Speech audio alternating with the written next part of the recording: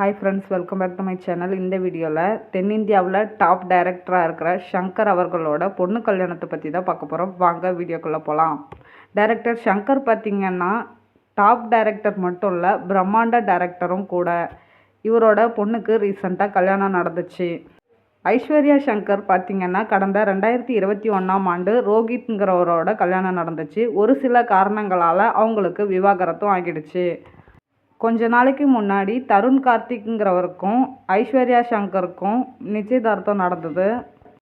April 15 பார்த்திங்கன்னா தருண் கார்த்திக்கும் ஐஸ்வர்யா ஷங்கருக்கும் கல்யாணம் நடந்துச்சு. அதுக்கு தமிழக முதலமைச்சரான மு.க. ஸ்டாலின் அவர்கள் வந்திருக்காங்க.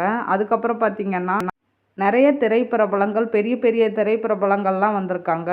டைரக்டர் ஷங்கர் பார்த்திங்கன்னா இவங்க பொண்ணுக்கு தாலி கட்டுற அந்த தருணத்தில் கைகூப்பி வணங்கியிருக்காங்க. அதை எமோஷ்னலாக பார்த்துருக்காரு.